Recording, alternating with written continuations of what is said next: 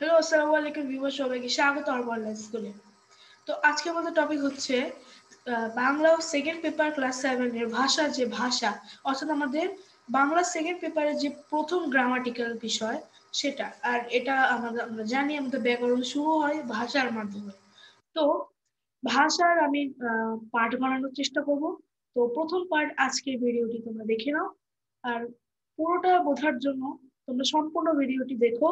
আর যে বিষয়গুলো বুঝতে পারবে না, যে টপিকটি বুঝতে তোমাদের প্রবলেম হবে, সেই বিষয়টি তোমরা আমাকে কমেন্ট বক্সে জানাতে পারো, আমি তোমাদেরকে বুঝিয়ে দেওয়ার চেষ্টা করব। তো চলো আমরা আর কথা না বাড়িয়ে আমরা স্ক্রিন শেয়ার দিই। তো চলে এসেছি আমাদের বাংলা সেকেন্ড পেপারে প্রথম গ্রামার যে সেটা। আমি এখানে কয়েকটি ইম্পর্টেন্ট লাইন বলবো, তোমরা একটু দাঁড়িয়ে নিও। দেখো, আমরা জানি ব্যাকরণ থেকে আমাদের ক্লাস 7 এ এমসিকিউ আসে। অর্থাৎ আমরা এমসিকিউ এখান থেকে আমরা করি, এখান থেকে আমরা বর্ণনামূলক কিছু করি না। তো সেকেন্ড পেপারে আমরা মূলত এমসিকিউ। আর আমাদের এখানে আমরা জানি ব্যাকরণের প্রথম যে ভাগ থাকে, এটা আমাদের প্রত্যেক ক্লাসে আমাদের এমন থাকবে, প্রথমটাই হয় ভাষা। তো চলো আমরা বুঝিয়ে নিই। প্রথম লাইন বলেছে, মানুষ ভাষা সম্পদের অধিকারী। এটা একটু দেখো। ভাব প্রকাশের প্রয়োজন থেকে ভাষার উদ্ভব। মানুষের উচ্চারিত অর্থ বহুজন বদ্ধ ধ্বনি সমষ্টি হলো ভাষা। এখন আমরা প ট চ প ছ ট প ছ প ট এসব উল্টাপাল্টা বললেই কিন্তু আমরা মনের ভাব প্রকাশ করতে পারবো না। এমন হতে হবে, আমরা জানি সর্বপ্রথম কি আমরা বাক্যের মাধ্যমে, অর্থাৎ আমি একটু বড় থেকে ছোট আসি। ধরো, আমরা একটা লাইন যখন আমরা মানুষের কাছে প্রকাশ করি, সে আমরা বাক্য বলি। প্রথম একটা পুরো একটা বাক্য থাকে, সেই বাক্যর ছোট একক হচ্ছে শব্দ, অর্থাৎ একটা শব্দ। সেই শব্দের আমার সবচেয়ে ক্ষুদ্রতম একক হচ্ছে ধ্বনি। অর্থাৎ আমি যদি বলি, ধরো প ট চ খ, মানে আমি একটা শব্দ বললাম, এটা একটা ধ্বনি হলো। তো এই শব্দ করলাম অর্থাৎ আমি একটা সাউন্ড করলাম, তো এটা একটা ধ্বনি হলো। এই ধ্বনি যখন একটা আরেকটা ধ্বনির সাথে মিলে অর্থ প্রকাশ করবে, অর্থাৎ একটা শব্দ রূপান্তর করবে, সেই শব্দ একসাথে মিলাই আমরা পাবো কি, একটা বাক্য। বলছে তাই যে বহুজন বোধ, অর্থাৎ অনেক মানুষের বোঝার ক্ষমতা অনুযায়ী যদি, মানে অনেক মানুষ অর্থাৎ মানুষ যদি সেই অর্থটা বুঝতে পারে, আমি যে ধ্বনিগুলো উচ্চারণ করছি সেই ধ্বনিগুলোর সমষ্টি যদি মানুষ আমার মনের ভাবটা প্রকাশ করতে পারে, মানে বুঝতে পারে, সেটা আমরা বলতে পারি ভাষা। অর্থাৎ ধ্বনি সমষ্টি হলো ভাষা। পরস্পর ভাব বিনিময়ের জন্য এক এক সমাজে মানুষ গড়ে তুলেছে এক এক ধরনের ধ্বনি সমষ্টি। ভাষা হচ্ছে অর্থবহ প্রণালীবদ্ধ ধ্বনি প্রতীক। এটা একটু মনে রাখতে হবে।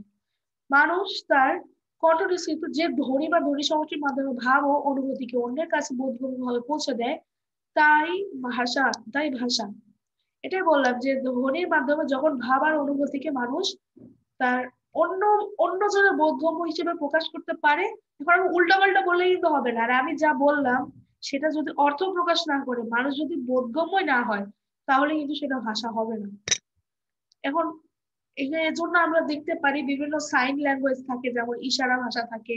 তারপর অঙ্গ প্রতীক, আমরা অঙ্গের মাধ্যমে বিভিন্ন ভাষা প্রকাশ করি।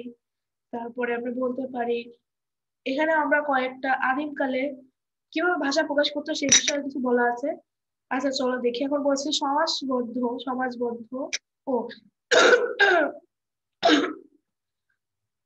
বলেছে, দেখো, ভাষা মানব গোষ্ঠীর সবচেয়ে গুরুত্বপূর্ণ মূল্যবান সম্পদ। অর্থাৎ এটা হলো সবচেয়ে মূল্যবান সম্পদ। সমাজবদ্ধ মানুষের পারস্পরিক ভাব বিনিময়ে ভাষা একটি উন্নত মাধ্যম। তো পারস্পরিক ভাব বিনিময়ের উন্নত মাধ্যম হচ্ছে ভাষা।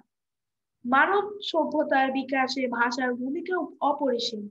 আদিমকালে মানুষ যখন গুহাবাসী, বন্য ও অভাব অভব্য ছিল, তখনও মানুষ নিজেদের মধ্যে ভাবের আদান প্রদান করতো। এখন যখন ভাষার উদ্ভব হয় নাই, ধরো অক্ষর এগুলো ছিল না, সেই সময় কিন্তু বিভিন্ন বিভিন্ন ভাবে তারা প্রকাশ করতো, তাদের তাদের মনে ভাবটা প্রকাশ করতো। তারপর বোবা থাকতো না, তারা প্রকাশ করতো বিভিন্ন মাধ্যমে। তো আদিমকালে মানুষ যখন গুহাবাসী, এটা বললাম, আদান প্রদান করতো, তখন ভাব বিনিময়ের মাধ্যম ছিল ইশারা, ইঙ্গিত, অঙ্গভঙ্গি। যা বললাম, অঙ্গভঙ্গি বলেছি, ইশারা, ইঙ্গিত বলেছি। দেখো, এখন এগুলো ভাষা বিকাশের প্রাথমিক রূপ হিসেবে বিবেচিত। তাহলে ভাষা বিকাশের প্রাথমিক রূপ কোনটা? ইশারা, ইঙ্গিত, অঙ্গভঙ্গি। তারপর দেখো, বস্তুত আদিকালে মানুষ পারস্পরিক ভাব বিনিময়ে যেসব মাধ্যম ব্যবহার করতো, একটা বলেছে ইশারা ইঙ্গিত, অঙ্গ প্রত্যঙ্গের ব্যবহার, নাচ, আর কি চিত্র, এগুলো তারা ব্যবহার করতো। তারপর দেখো সৃষ্টির প্রথম যুগে সভ্যতার সোপানে প্রথম পদক্ষেপ ছিল সংঘবদ্ধ হয়ে বসবাস করা। অর্থাৎ সৃষ্টির প্রথম যুগে আমরা সমাজেও কিন্তু বারবার পড়েছি যে সৃষ্টির শুরুতে সভ্যতা যখন শুরু হবে, সেই শুরু হওয়ার সময়ও মানুষের একটা প্রথম পদক্ষেপ অর্থাৎ সমাজ গঠনের প্রথম পদক্ষেপ কি ছিল? সংঘবদ্ধ, অর্থাৎ একসাথে হয়ে বসবাস করা এবং একসঙ্গে হয়ে কাজ করা। তো দেখো, আর এ থেকে তৈরি হলো সমাজ, যেটা বললাম। এখন কালের যাত্রায় মানুষ যখন সংঘবদ্ধভাবে বসবাস করতে শুরু করলো, তখন সে বুঝতে পারলো যে কেবল ইশারা ইঙ্গিত অঙ্গভঙ্গির মাধ্যমে মনোভাব সম্পূর্ণভাবে প্রকাশ করা যায় না। তখন তারা কি করলো? নিজের প্রচেষ্টা, বুদ্ধি ও সাধনার মাধ্যমে কালক্রমে বিভিন্ন ধ্বনি প্রণালীবদ্ধ উচ্চারণ ও ব্যবহার করতে সক্ষম হলো। অর্থাৎ তারা বিভিন্ন ধ্বনি এভাবে আস্তে আস্তে বের করতে লাগলো। কারণ ইশারা ইঙ্গিত অঙ্গভঙ্গির মাধ্যমে সম্পূর্ণ মনের ভাব সবাই প্রকাশ করতে পারছিল না। তারপরে দেখো, চলো পরের লাইনে আসি।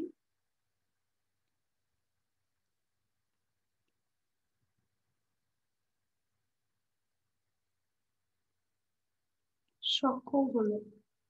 এখন দেখো, এখানে বলেছে মানুষের কণ্ঠনিঃসৃত বাগধ্বনি ভাষা হিসেবে পরিচিত। কণ্ঠনিঃসৃত ধ্বনি হচ্ছে এটা হিসেবে পরিচিত বাগধ্বনি। তো বলা বাহুল্য ইঙ্গিতের মাধ্যমে ভাবের আদান প্রদান করা যায়, কিন্তু কণ্ঠধ্বনি হচ্ছে মানুষের অনুভূতি প্রকাশের সর্বোত্তম প্রক্রিয়া। তো মানুষের অনুভূতি প্রকাশের সর্বোত্তম প্রক্রিয়াটা কি? সেটা হচ্ছে কণ্ঠধ্বনি। তারপর কণ্ঠধ্বনির মাধ্যমে মানুষ সূক্ষ্মাতি সূক্ষ্ম ভাব প্রকাশে সক্ষম, যেটা ইঙ্গিত ইশারা অঙ্গভঙ্গির মাধ্যমে প্রকাশ করা খুব জটিল ছিল। তো এই জন্য বিভিন্ন ধ্বনি, ধ্বনি থেকে শব্দ, শব্দ থেকে বাক্যের উদ্ভব হলো। তো দেখো, তাই আমরা ভাষা বলতে বুঝি বাকযন্ত্র সৃষ্ট সর্বজনবোধ্য ধ্বনি সমষ্টিকে। অর্থাৎ মানুষ তার মনের ভাব প্রকাশ করার জন্য কণ্ঠ, জিহ্বা, অষ্টদন্ত নাসিকা, নাসিকা, দন্ত তো দাঁত জানো, অষ্ট হলো ঠোঁট, জিহ্বা তো জানো, কণ্ঠ তো গলা, গলার যে কণ্ঠ থেকে আমরা উচ্চারণ করি। তারপরে মুখ বিবর প্রভৃতি, মুখের ভেতরের অংশ প্রভৃতি বাকযন্ত্রের সাহায্যে বোধগম্য যে ধ্বনি ধ্বনিসংখ্যা উচ্চারণ থাকে, সেটাকে আমরা ভাষা, এটা হচ্ছে আমাদের ভাষার সংজ্ঞা। তারপরে দেখো কি বলেছে, মনের ভাব প্রকাশ করার জন্য মনুষ্য জাতি অপরের বোধগম্য যে ধ্বনি বা ধ্বনি সমষ্টি উচ্চারণ করে থাকে, তাকে ভাষা বলে। অর্থাৎ অনেক ধরনের সংজ্ঞা আছে, কিন্তু তোমাদের যেটা মনে হয় খুব ইনফরমেটিভ এবং তোমার কাছে মনে হয় ভালো, তুমি সেটা দিতে পারো। তারপর দেখো, ভাষা বিজ্ঞানীগণ বিভিন্নভাবে ভাষাকে সংজ্ঞায়িত করেছেন। এই প্রসঙ্গে কয়েকজন প্রখ্যাত ভাষা পণ্ডিতের ভাষা সম্পর্কিত চিন্তা সূত্র উদ্ধৃত করা হলো, অর্থাৎ বর্ণনা করা হলো। যেমন বলছে ডক্টর মোহাম্মদ শহীদুল্লাহ মতে, মনুষ্য জাতি যে ধ্বনি বা ধ্বনি সকল দ্বারা মনের ভাব প্রকাশ করে তার নাম ভাষা। একটু মনে রেখো এখানে যে এই এই যে উক্তিগুলো, এগুলো একটু তোমরা রিডিং করে রেখো, তাহলে যদি হঠাৎ করে বাই চান্স চলে আসে তাহলে তোমরা পারবা। দ্বিতীয় পৃষ্ঠা যাই।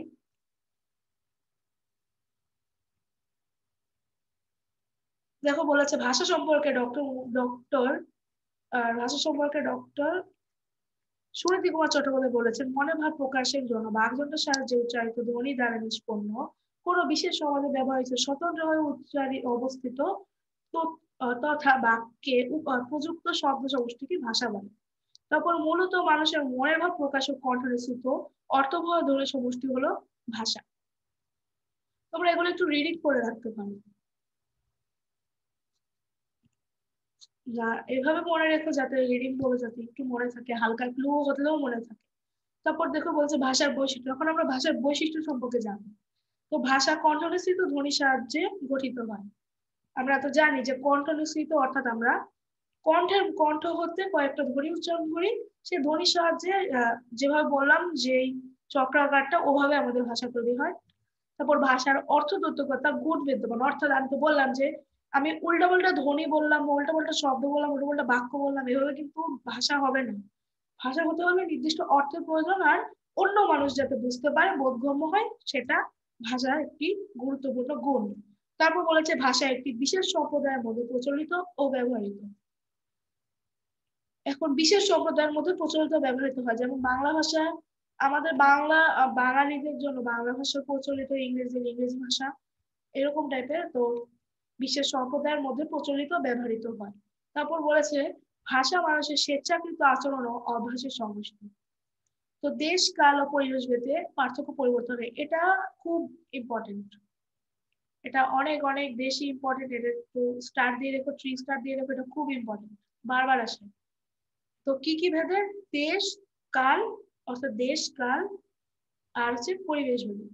তারপরে দেখো বলছে যে আদি মানবের যে ভাষা ছিল কালের প্রবাহে তা পরিবর্তিত হয়ে বহু ভাষার জন্ম নিয়েছে। এখন একটা ভাষা বিভিন্ন ভাবে রূপ দান করে, যেমন তোমার বিভিন্ন অক্ষর আস্তে আস্তে যুক্ত হয়, শব্দ যুক্ত হয় বিভিন্ন ভাবে। আমরা যে কথা বলি, এর মধ্যে আমরা সম্পূর্ণ বাংলায় কথা বলি না, এর মধ্যে অন্যান্য বিভিন্ন ভাষায় মিশ্রণ থাকে, যেমন জাপানিজ ভাষাও থাকে, যেমন আমরা বিভিন্ন কথা ইউজ করি, তামিল ভাষার মধ্যেও আমাদের থাকে জাপানি, যেমন কয়েকটা শব্দ থাকে, এগুলো বিদেশি শব্দ, সেগুলো আমরা বিভিন্ন শাসক আমাদের দেশে শাসন করার কারণে, তাদের এই শাসক গোষ্ঠীর কারণে আমাদের ভাষায় প্রভাব পড়েছে, ফলে বিভিন্ন বিদেশি শব্দের মিশ্রণ ঘটে। এভাবে কালক্রমে ভাষা পরিবর্তন হতে থাকে। তো কালের প্রবাহে তা পরিবর্তিত হয়ে বহু ভাষা জন্ম নিয়েছে। এজন্য আমরা বিভিন্ন দেশে বিভিন্ন ভাষার ব্যবহার দেখতে পাই, যেমন বাংলাদেশে বাংলা ভাষা, ইংরেজি আমি যেটা বললাম জাপানে জাপানি, রাশিয়ায় রুশ ভাষা ইত্যাদি। এর একটু মনে রাখো যে রুশ ভাষা, রাশিয়া কোন ভাষা ব্যবহৃত হয়, একটু রুশ, এটা একটু মনে রাখো। জাপানি তো ইংরেজি সবাই জানো। বর্তমানে পৃথিবীতে ৩,৫০০-এর উপর ভাষা প্রচলিত, এটাও অনেক ইম্পর্টেন্ট। তো কত কত পৃথিবীতে ভাষার সংখ্যা কত? ৩,৫০০। এটাও তো মনে রাখতে হবে আমাকে। তারপর দেখো বাংলা ভাষা হাজার বছরের পুরানো। বাংলা ভাষার উৎস বলে যে ভাষার সন্ধান পাওয়া যায় তা হলো ইন্দো ইউরোপীয় মূল ভাষা, এটাও অনেক আসে, এটা একটু ভালো মতো মনে রেখো। আজ থেকে প্রায় ৫,০০০ বছর পূর্বে ইউরোপের মধ্যভাগ হতে দক্ষিণ পূর্বাংশ ভূভাগে ইন্দো ইউরোপীয় মূল ভাষা প্রচলিত ছিল। তো কত বছর আগে? ৫ বছর আগে। এই ইন্দো ইউরোপীয় মূল ভাষাই হলো বাংলা ভাষার আদি উৎস। তো বাংলা ভাষার আদি উৎস কি? ইন্দো ইউরোপীয় মূল ভাষা। তো তবে এই আদি উৎস থেকে বিবর্তনের পরবর্তী ধাপ হচ্ছে বাংলা ভাষা জন্ম, অর্থাৎ একবারই কিন্তু আমাদের বাংলা ভাষা আসেনি, এটা অনেক অনেক অনেক লেভেল পার করে আমাদের এই বাংলা ভাষাটা উদ্ভব হয়েছে। তবে এই আদি উৎস থেকে বিবর্তনের পরবর্তী ধাপে বাংলা ভাষার জন্ম হয়নি। ভাষার স্বাভাবিক পরিবর্তন বিবর্তন ধারায় অনেক কাল ধরে অনেকগুলো স্তর পেরিয়ে সপ্তম শতকে বাংলা ভাষার উদ্ভব ঘটেছে। তবে বাংলা ভাষার উদ্ভব কালের নির্ণয় পণ্ডিতদের মধ্যে মত পার্থক্য রয়েছে, অর্থাৎ পণ্ডিতদের মধ্যে একটু মত পার্থক্য রয়েছে যে উদ্ভব কাল নির্ণয়, অর্থাৎ সেই বাংলা ভাষাটা কবে উৎপত্তি হয়েছে সেটা বিষয় একটু আহ মতবিরোধ রয়েছে। যেমন ডক্টর মোহাম্মদ শহীদুল্লাহ মতে বাংলা ভাষার উদ্ভবকাল কত? ৬৫০ খ্রিস্টাব্দ, মনে রাখতে হবে। আর ডক্টর সুনীতি কুমার চট্টোপাধ্যায়ের মতে কত? ৯৫০ খ্রিস্টাব্দকে বাংলা ভাষার উদ্ভবকাল বলে মনে করা হয়, এটা আমরা মনে রাখবো। তারপরে চলো পরের পেজে যাই। এখন দেখো সাধু ও চলিত চলিত রীতি। সাধু ও চলিত রীতি দেখো কি বলে, সর্বনাম ও ক্রিয়াপদের পার্থক্য। বাংলাদেশের মানুষ তাদের মনের ভাব প্রকাশের জন্য যে ভাষা ব্যবহার করে তার নাম বাংলা ভাষা। তো আমার বাংলাদেশের বাইরে ভারতের পশ্চিমবঙ্গ, ঝাড়খণ্ড, বিহার, এখানে এগুলো হচ্ছে বাংলাদেশ ছাড়া আর কোথায় কোথায় আমাদের মাতৃভাষা বাংলা প্রচলিত, অর্থাৎ তাদের মাতৃভাষা বাংলা। আমরা তো কলকাতার নাম জানি, তাই না? তো কলকাতাও তো তোমরা জানো। ঠিক তেমনি ভারতের পশ্চিমবঙ্গ তো কলকাতা, তো ঝাড়খণ্ড, বিহার, উড়িষ্যা, ত্রিপুরা, আসামের করিমগঞ্জ ও ও কাছাড়ের অধিবাসী একটি অংশের মাতৃভাষা বাংলা। তারপর দেখো বস্তুত দেশ জাতি ধর্ম নির্বিশেষে বাঙালি জন সমাজে ব্যবহৃত শব্দ নিয়ে বাংলা ভাষা গঠিত। বাংলা ভাষা প্রায় ১,৫০০ বছরের পুরানো। কত হাজার বছরের পুরানো? প্রায় ১,৫০০। তো দীর্ঘদিন ধরে ব্যবহারের ফলে বাংলা ভাষার বিভিন্ন রূপ সৃষ্টি হচ্ছে। উল্লেখ্য পৃথিবীর সব ভাষাতেই দুটি রূপ দেখা যায়। পৃথিবীর সব ভাষাতেই দুটি রূপ দেখা যায়, একটা হচ্ছে লেখার ভাষা, একটা মুখের ভাষা। তো এটা একটু মনে রাখো, আমাদের দুইটি রূপ দেখানো, সেটা হচ্ছে লেখার ভাষা আর মুখের ভাষা। ভাষা রীতির দিক থেকে বাংলা ভাষার দুটি রূপ ও রীতি লেখা যায়। বাংলা ভাষার ক্ষেত্রে দুটি রূপ লেখা যায়, সেটা হচ্ছে সাধু ভাষা, অপরটি হচ্ছে চলিত ভাষা।